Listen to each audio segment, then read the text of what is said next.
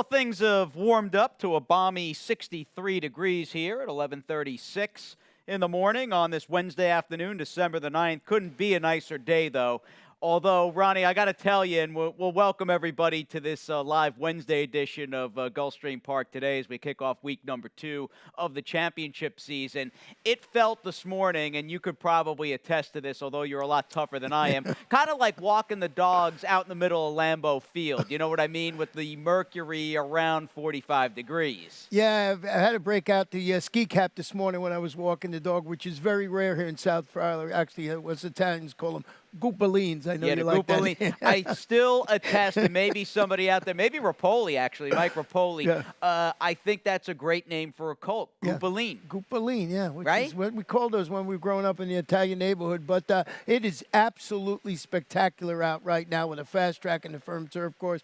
It is beautiful. It's like you said, 63 degrees. Going to go up to maybe 70 today. It's like there's not a cloud behind us. No, it's a 5 palm tree out of 5 without a doubt. You know, the horses will be happy, and everybody that has to make the show go ahead working outside. There's a lot of pieces and a lot of elements to being able to run racing here throughout the winter meet, and everybody should be in a good mood as the second week starts at 12:35 Eastern. Regarding what else is going on, I mean, I'm jumping right into the frying pan here in a couple of days because we are starting and we're off and running with the new winter meet here. We're going to bring back our ever popular Friday afternoon Beat the Expert, and you can sign up and play over at GulfstreamPark.com. That is a card, Ronnie, that was drawn last Sunday. You and I both finished our respective analysis, and it's looking like Penny Price may be running for the final time in his illustrious career in the 10th race here Friday afternoon. Yeah, you know, he'll be on the engine, that's for sure. In for the $25,000 tag and that optional claimer. He is 10 years old and not allowed to run here at Gulfstream Park when you're 11. So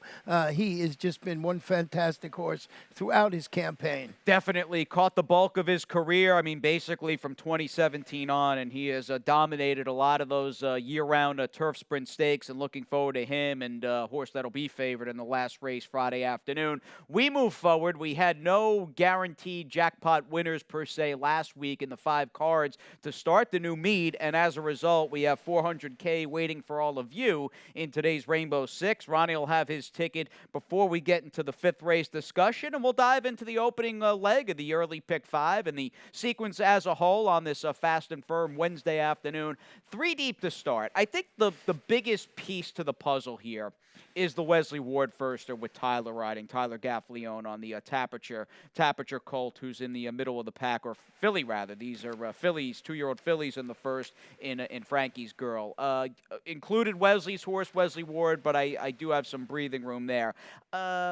I really think the one Janet B Does It All is worth a look in the second. That is a difficult race, and I will not say I love her or love anybody there, but she's a good price on the morning line, and I'm wondering getting back over to Gulfstream Park if maybe that perks her up and picks her up a little bit for Rohan Crichton. A couple of horses that both have speed and are going to get bet are the 2 I used in the 3rd in the middle of the pack, one for Kelsey Danner and the 5 Charlie Can Do. And I think Efren Loza's horse, the 6 Geoscience, is the one they're going to have to catch and get around. You've got the 2 firsters, one for Safi Joseph, the other for George Weaver, and a fairly compact-looking field in the 4th.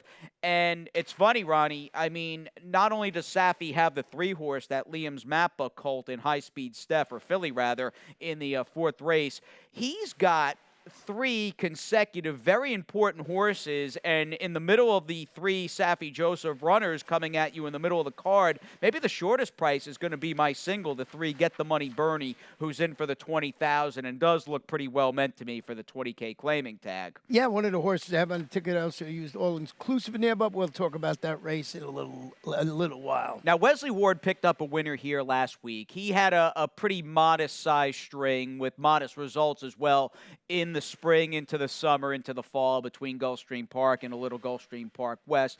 You know, with the start of the new meet, though, last week, it didn't take him all that long to pick up a win, and overall a horse that I think has a lot of parallels to Frankie's Girl, this filly we're about to bring you a workout of a few weeks ago up at Palm Meadows. In fact, this one was just a few days ago on the morning of December the 4th, so less than a week ago, and seemed to breeze pretty nicely, actually, working inside of a Mach 1 1 and seemed to have basically Mach 1 at her disposal. I mean, she never let him by in this workout. And I would imagine, again, Ronnie, with a new meet, and there's just overall, there's a different vibe for most horsemen, and there's just a different set of sort of intentions.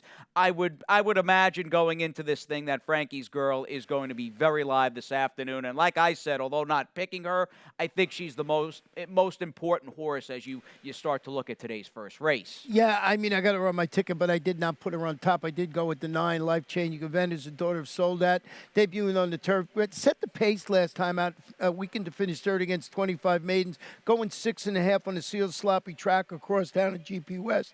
This one is really bred to respond favorably to both the surface and the 5 furlong distance. I got a stat on Carlos David. I forgot to send them in today, but I'll tell you about it.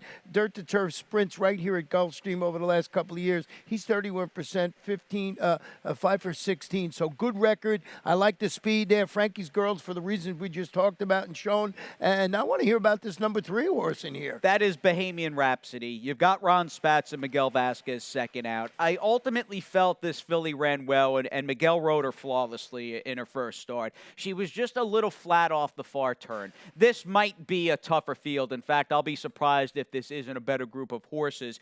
But she ran and struck me as a filly that needed that first race. And I really think she's going to springboard forward off that November 6th performance. I'll take a shot with Bohemian Rhapsody in the week opener here at 12:35.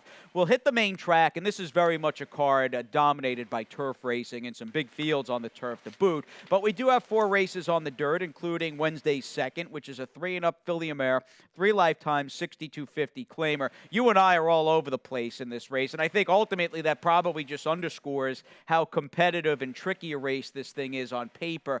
I feel pretty comfortable, Ronnie, though, saying that the 3 fast fraction in terms of just like a pecking order, I think she's the filly to beat just because she's been pretty sharp and is in off a last-out victory. Yeah, she drew clear to defeat those 6,252 lifetime claimers going a mile across town. Good connection. Sandra Matier has Edgard Zayas at the control, so a logical one. I went with the number 8 in here is Midnight Gem, who runs well going a one-turn mile right here at Gulfstream Park. He returns after hitting the board in one of 2 8,003 lifetime claimers going 2-turn miles across street at Gulfstream Park West. Jose D'Angelo, Luis Saez handling the local return. Fast fractions I thought was a logical one. Had Janet B does it all a little further down my ticket. Capping your super. And like I said, I know her form is very much questionable and shaky at best. But there's a part of me, because she just didn't run all that well for Rohan Crichton in 2 races off the claim over at the other place at Gulfstream Park West. I'm hoping just a venue change may wake her up, even if she's not as sharp as she was here over the summer. I'll take her, a very tepid nod, in fact, at a good price from that inside post in race number 2. We'll move back to the turf. We'll come up on Wednesday's third. It's a $35,000 maiden claimer. I'm mid-pack, and you and I are boxing up the 3 most important and shortest price horses. The 5 Charlie Can Do, who we both have second, is for a baker's dozen. Don't like that, but do like the fact that he's first-time Kelsey Danner, as Kelsey comes in off a training double here last Sunday. Right next door to that horse is going to be the 6 Geoscience, who returns with just a plethora of variables. I mean, just ever-changing makeup with this gelding, who's got a new barn today, or reunited with Efren Loza Jr., has speed, has Edgar Zayas, has the blinkers on. I'm looking to blast off and wire this thing for Efren, who just, with the few horses he runs, Ronnie, you can attest to this. He doesn't waste many starts. He brings them over. They mean business. Yeah, I asked some of his works for him. He's got 8 horses up there up at Palm Meadows, and he does an excellent job with those. And, this one was, competitive on both turf and dirt. He was up at Fairgrounds in Sam Houston. But I like the way the horses work, and you mentioned Edgar Zayas. But I did go with the horse you have in third on top, and that's the 3 Putman, who's dropping to the 35 level, going to turn back to 5/8 after following that third-place finish here. That was against the special weight runners with a set the pace and fade 7th against special weight foes, and that was going 2 turns on the GP West turf for Hector Rodriguez. I like the fact that Louis in the saddle today. I like the turn back to 5 furlongs, and Geoscience, as you mentioned, and Charlie Can Do. Maybe that's the one to beat in there. What did finish on the board? 5 and 7 turf sprints for Jim Gullick in the Midwest there in Chicago, but did not win. And what do you think of Kelsey getting off to a good start here last week? Well, we spotted her during the summer, both of us, and she just does a great job. She had a couple of really nice wins, and it looks like, as you mentioned last week, her horses seem to fit, at least the way the races have been written over the first couple of weeks here at Gulfstream Park. All right, we'll get on to the fourth race, field of 5, so not a lot of options per se.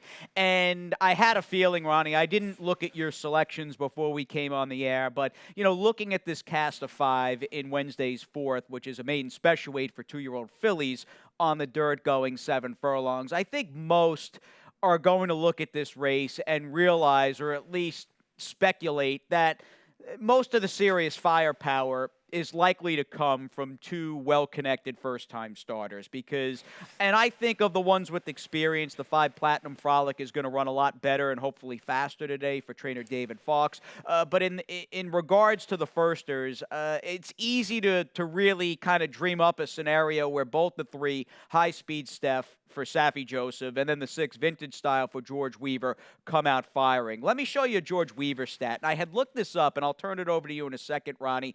I had looked this up thinking, man, I don't remember George running a lot of firsters on the dirt here at Gulfstream Park. Let me look that up. And sure enough, I was wrong because he's had 20 of them. And secondly, how do you like this move with just general firsters debuting here on the main track at Gulfstream Park at 8 for 20? No, I was amazed when you sent this stat in yesterday. I got to see, and it was, I did not know this going in. Now I'm really happy I put this horse on top of my ticket, Vintage Style. Really good stat. And as you mentioned, $150,000 daughter Bernardini in a full system to a Group 1 winner called Capizano debuting for George. And you got the average right there that he does exceptionally well. But boy, his high-speed step working up a storm. And a little bit of a home game for this filly. It's not an away game or a road trip for her. She's been based right at Gulfstream, and that work tab basically from early November on does catch your eye. A number of just very crisp half miles and 47. That big 59-3 bullet here from the gate on November 29th. You've got Saffie Joseph, you've got Tyler, and I like the fact here's a filly by Liam's Map who originally sold for $85,000 and brought a little less than double that as a 2-year-old in training at $140K. And this is the first, Ronnie, of 3 very important Saffie Joseph Jr. trained runners in races 4, 5, and 6. A series of races we'll talk about after this quick timeout here on Gulfstream Park today.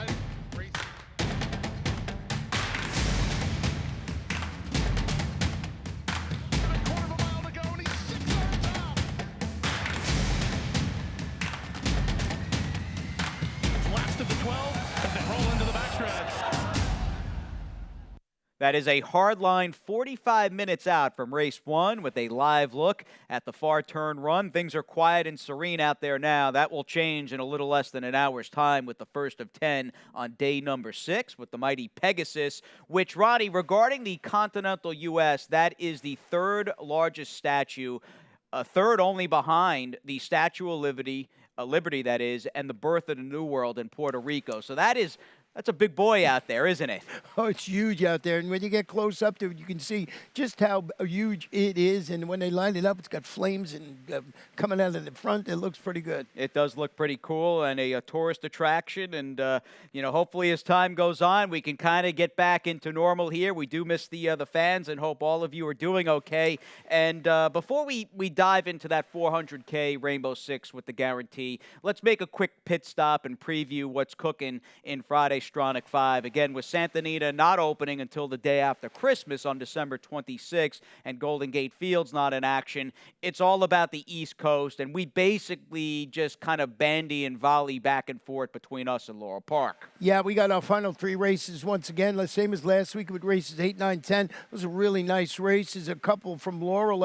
I was looking at the All-Star ticket. I think we got a single in race number 9, if I remember correctly, or 2 in there. So $54 tickets, which we'll be showing you later. Of course, I did the 3 races here at Gulfstream Park, and they were not easy. They were not easy. I would imagine, though, you used Pay Any Price in the 10th, right? I did use Pay Any Price in the 10th, but I got a little bit of an angle there. But I'm definitely, you kidding me? How could you not use him? Yeah, for a quarter. I mean, he should be pretty tough at his career swan song. And speaking of maybe having a price idea or a little bit of a sneaky notion, your long shot is housed today in race number 10. And I think that's a good segue in general as we check out your Rainbow Six ticket with the $400K guarantee. No singles clocking in. You're basically 2 and 3 at each of our races. 43.20 is the magic number. Yeah, in race number 5, I used all-inclusive along with Get the Money Bernie, who you singled it on your ticket, I believe, in there. Then in race number 6, Too Deep with Curtains Up, Slick Star. Race number 7, the 12, Rocket Joe Copper is the favorite. Tough post for him, post 11 today, so I went 3 deep in there. In race number 8, boy, really like answering today, and used War Stopper, of course, from Mr. Todd Good race, Fletcher. though. That's a good race and a good matchup between those 2 barns. And in race number 9 today, I really like the 7th Street Copper in there. I used Duntalk and Soglio, but I like that horse this afternoon. And then in the last race, as you mentioned, my long shot, the Pert. Boy, this one posted some figures way back there. I think this one can wake up at 20-1 today. I also used A Beautiful Day and Aerodynamic. A Beautiful Day, I believe, is really the one that you have to worry about in that Rainbow Six. So 43.20 for me. And Jesus Lander of Avant-Garde, who made you happy and made you look pretty good here Saturday, will be setting out A Beautiful Day, and we'll have her last start, which looks good on paper. The race itself, in my opinion, looks even better, and sit tight for her quarter-mile run to victory most recently at Gulfstream Park West. No replay to really get to in the 5th because Get the Money Bernie has not, and he is the number 3, by the way, and will go favored in this spot, yet he has not won a race since the middle of July, but through it all, he has clearly just faced better on the turf, and I don't think Safi has been all that coy in saying that, he's in this thing to potentially upset both Todd Pletcher and Mike Maker and race to be leading trainer. He's got a lot of horses, and as such, I think that affords him the opportunity to get a little aggressive and be a little in your face. And I think of all that stuff when I look at the fact that the 3 Get the Money Birdie is in for the $20,000 today and is likely not only to be favored, but maybe be claimed away in a race that I think he's going to be very tough. Yeah, I got that one on my ticket, but I did go with the 2 that you have in 3rd on top. It's all-inclusive. Who's making his turf debut for Bill Theranos after leading every step of the way to defeat those 48,000 optional claimers, going 6. That was on the Tapeta surface up at Woodbarn. The barn is pretty good with the synthetic to turf move, about the 17%, but a really good return of investment of over $3. Get the Money Bernie is definitely the one to beat. And then I went with the horse that you have in 2nd on the inside with Star Weaver, who I think could run well in there for Kelsey. Dana, talking about Kelsey, with Luis Saez handling the surface switch today. No, that horse was fine on the dirt last out and ran pretty well in his race 2 back, which is going this 5H trip on the turf. Very much a case, though, and not that it's a 12-horse turf race. You've got those 3 major players in stalls 1, 2, and 3. As we commence our run from the half-mile pole, we've got the usual 5 down and 5 to go at this point in the show as we focus in on race number 6, which is a main track sprint, the 3 lifetime 6250 claimer that coincides with the opening leg of the late pick 5. And at least with the 12 Rocket Joe Copper, you had a couple of scratches. One MTO who was in the middle of the pack and another horse in the body of that race scratched out. So he now goes from stall number 10. And I really think even a B-level effort, like between a B and maybe B-plus level effort out of him, should be good enough or is likely good enough to get the job done. And speaking of a horse who's probably odds on to get claimed today, I'd be really surprised if nobody takes him for $16,000. So he's my single. The 9th race confused me. You can see I've got 4 there. pretty big scratch early in Mohawk, who I wasn't a huge fan of to begin with, but, I just wasn't sure what to do with Solio, who hasn't run in over 9 months, so I've got a lot of wiggle room there, and the same goes for the 9th race. I'm starting this thing out, Ronnie, with a 3-9 spread, and using one logical, so logical, the 3 curtains up is going to be favored. And there's still something about the 9 Our Boy Evans for Peter Walder that I'm not ready to fully just give up on that horse, even though his form has been it's been pretty disappointing, and he might be better on the turf. But I like Peter laying him up over 2.5 months, and maybe he comes back and fires a good shot. Let's talk, though, about the horse you and I both picked on top. You got a 62.50 claiming tag for the 3 curtains up.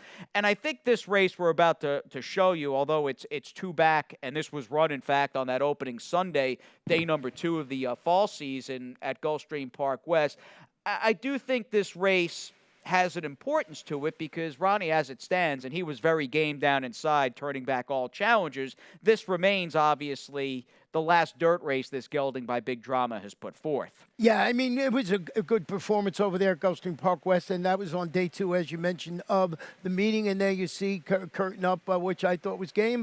Got a little help, I think, from the inside post. But today, getting the whole kitchen sink angle this afternoon when they dropped the gelding to the 6,250 level, return him to the main track, and add blinkers. The gelding's 2 for 3 when sprinting on the dirt for Safi. Edgar Zai is certainly not bad to have him in the saddle. Slick Star in second for me. He's turning back to 3/4. I thought that horse ran pretty good volume for the lead and finishing second behind Young Raymond. That was a 3 lifetime claimer. So, and Siesta Moon, I think, can run. You got him on your ticket, too. But, boy, curtains up. That's the one that looks strong for me. And the later portion of this program, as we keep the pace going with the 37 on the clock, we'll move on to the 7th. I mean, it's really outside of one race, which is a good one at that. But, races 7 on, it's essentially about the turf course here at Gulfstream Park. And, regarding the 7th race, what do you want to do with the number 12, Rocket Joe Copper, who I, was saying as my late pick 5 single,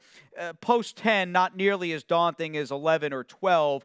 And although it does seem to me there's a little bit of a claimy vibe going on, he just seems to hold such I think a class edge on this field. This horse has been really solid on this circuit since coming in for trainer Ron Spatz. Yeah, drop it to the $16,000 level today. Sort of tilted windmills last time out when stepping up and coming up empty when trying those 62,500 optional claimers. Ronnie Spatz, as you mentioned, Irad will be in the saddle this afternoon. The outside post 10 is not as bad as 11. 11's 0 for the meet, and 12 is 1 for the meet, but 10 is a little bit better than that. So I just thought Rocket Joe Copper was okay in there, but I did use Zap Daddy. I wasn't totally sold, so I used Zap Daddy, who was second behind Rocket Joe Copper when they competed against in the condition claiming ranks. Comes back, didn't run as well last time out, but Luis Saez in the saddle today in the 10.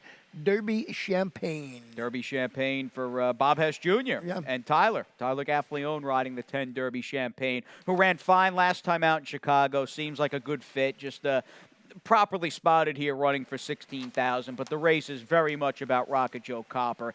Anything close to his best with that Iowa bred, by the way, he might just simply be too much racehorse for that crew from the outside. Race 8's the main event, and it's a fitting capper to the dirt racing on today's card, where you've got this non-win as a 1 allowance optional claimer, and really a race, I think, about horses on the comeback trail.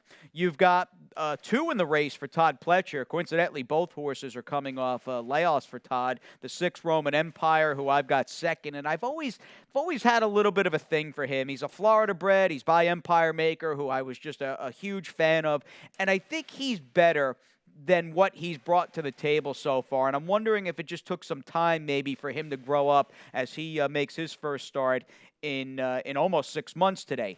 Clearly, though, the most important Todd Pletcher trained horse, Ronnie, in this race happens to be War Stopper.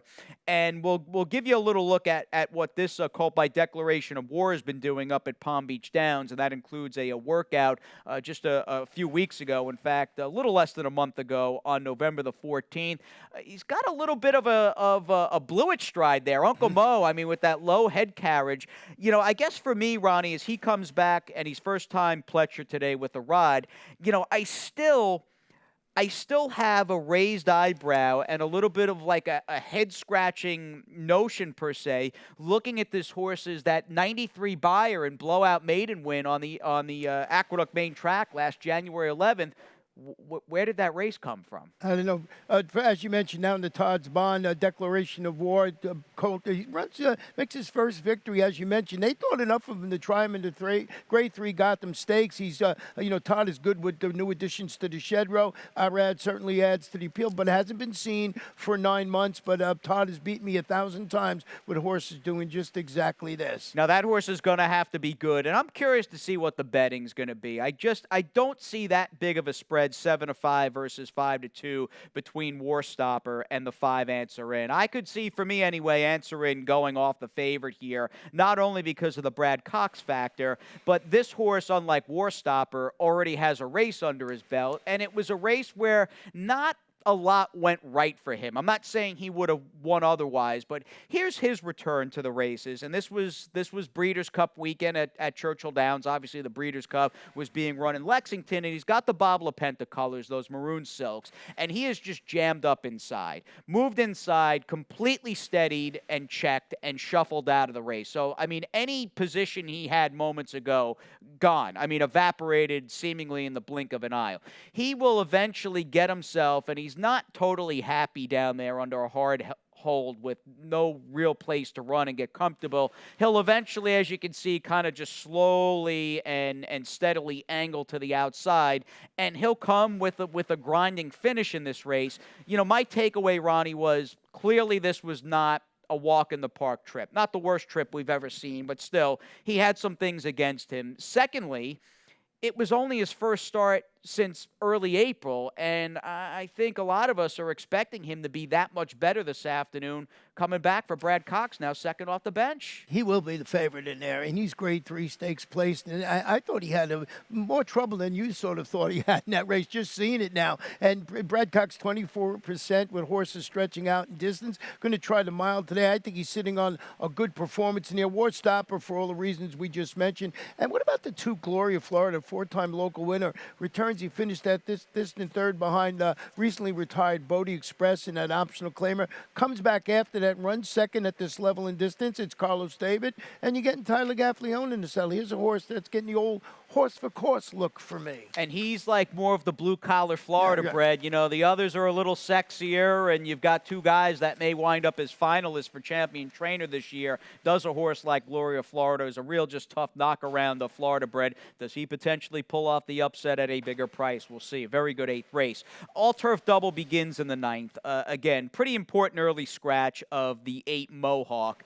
And as well, the 11 All Gorilla. And with both those horses out, there's far less early speed in this race. I mean, the pace picture is really altered. And that, you know, if there's one horse, Ronnie, that benefits off the back of those 2 absences, it's probably KO's horse on the rail, don't you think? And Dundalk, who's best as kind of like a high cruising speed turf horse. Yeah, back in Kathleen's barn, the 6-year-old debuts locally, showed that speed and got caught late versus allowance competition up at Laurel. MCL Jaramillo will handle the inside speed definitely this afternoon, as you mentioned, with those scratches in that particular race. I had some interest in the number 7 Street Copper, who's stretching out around 2 turns again after running into a rocket ship last time out when finishing 8 behind Speedy Faya in that race, who won the Claiming Crown Canterbury on Saturday. Won that race like an international good thing, so I'm just keying off that race. Maybe I get a little bit of a price here with number 7 Street Copper and Dundalk for the speed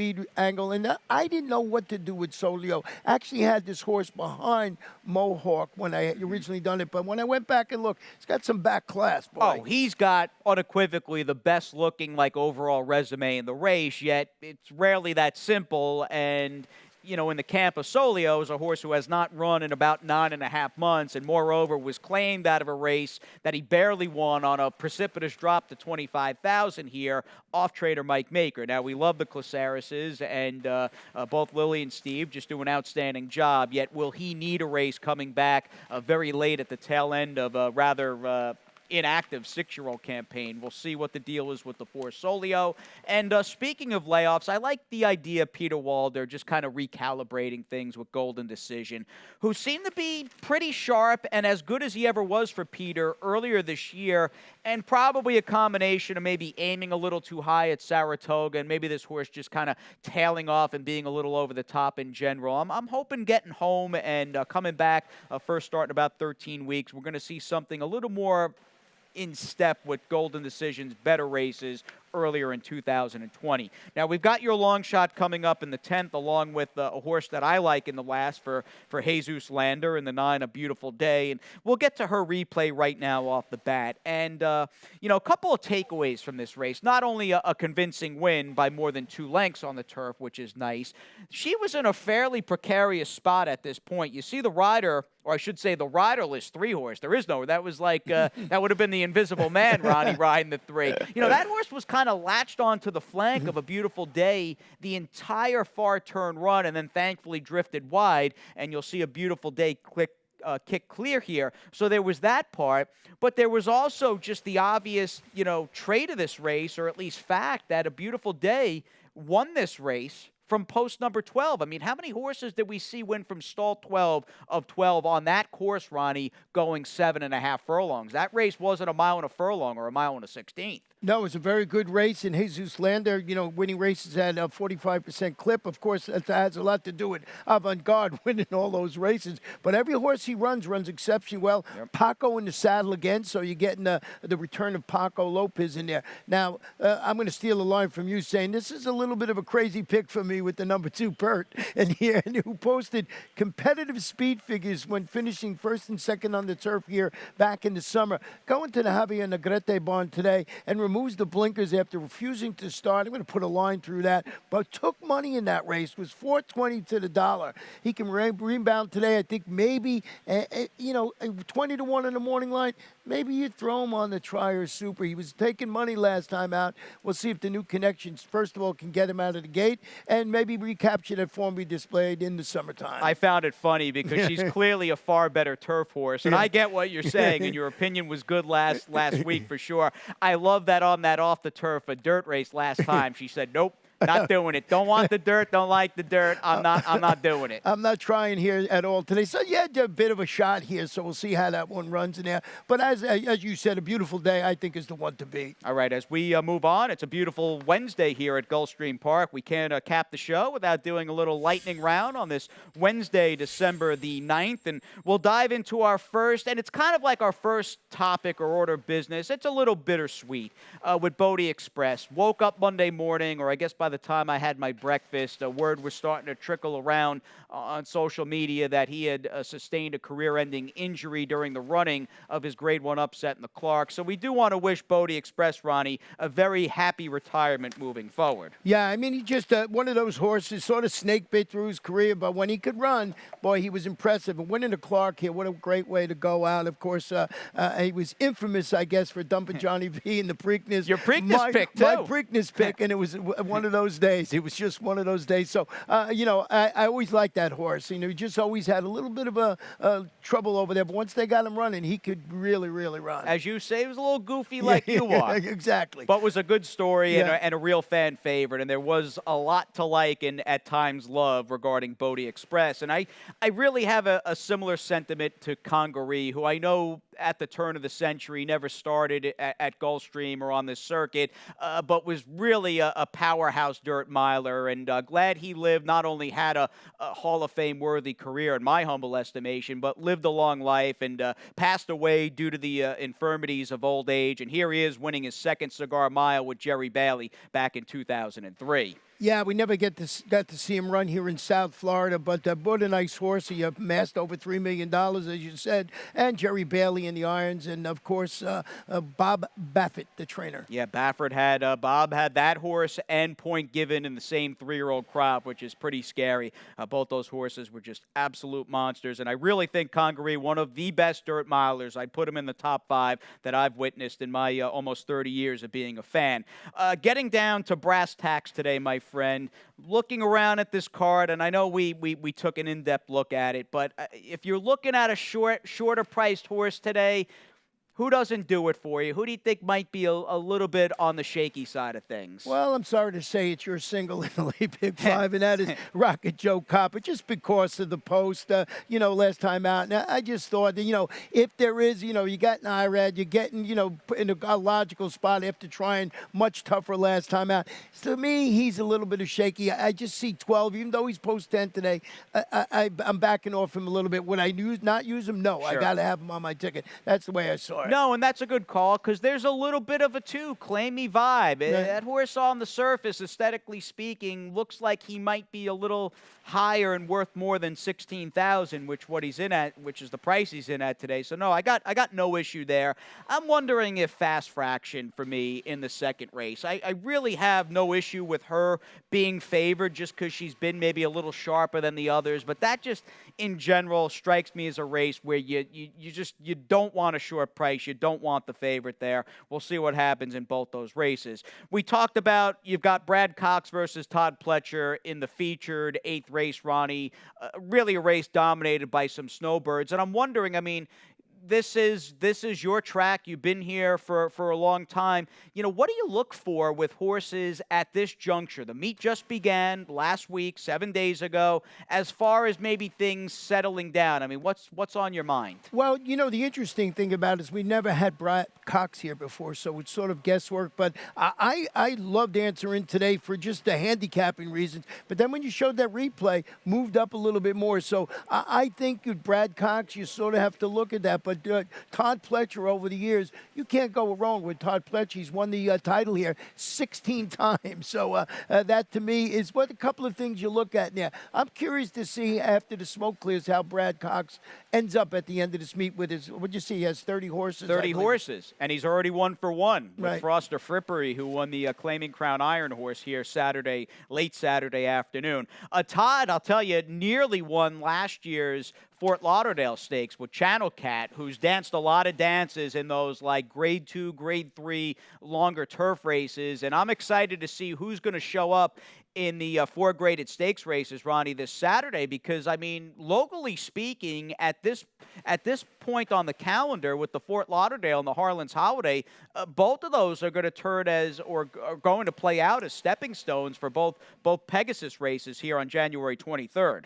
Yeah, they'll be drawing those races this afternoon, and we actually have 5 stakes, 4 of them graded, I believe, on that Saturday, which is coming up on just a couple of days. And if it's anything like last weekend's stakes races, even though it was the Claiming Crown, we're in for a fantastic weekend. 14.6 million, by the way, record handle for the Claiming Crown event. We thank everybody for supporting us and the product here at Gulfstream Park. And hopefully you get a piece of the Rainbow Six today, my friend. We got a lot of scratch. 400,000 will be the guarantee. Race number 5 will be the launching pad to the Wednesday, December the 9th, Rainbow Six. And although the mercury has steadily risen from around 45 degrees when many of us awoke this morning, take a look at that live shot with that infield lake sparkling right now.